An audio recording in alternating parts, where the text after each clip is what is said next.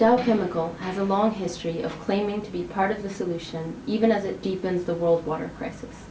A crisis that today has left 1 in 8 people without access to enough clean drinking water. Each year, the chemical giant manufactures a range of agricultural and industrial chemicals that pollute the world's fresh water supplies. For decades, its chemicals have contributed to a wide range of illnesses and disease. For example, in December of 1984, thousands of people were gassed to death, and many more were left severely injured after an explosion occurred at Dow's Union Carbide pesticide plant in Bhopal, India, an accident which many say is the world's worst ever industrial disaster.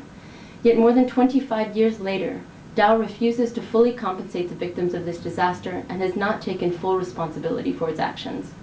And now the corporation has the audacity to position itself as a key voice in the future of the very water that it has long despoiled.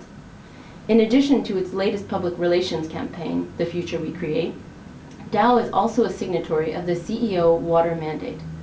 Operating under the auspices of the United Nations, this voluntary initiative has been used as a vehicle for a range of polluters like Dow, as well as corporations intent on controlling public water supplies for profit, to undermine real safeguards for the human right to water. Recent media coverage has made plain the conflicts of interest inherent in allowing Dow and others to use the United Nations as a means of generating undeserved positive PR, profit, and political access, all of which are standing in the way of the UN holding big polluters like Dow accountable for their staggering human and environmental impacts.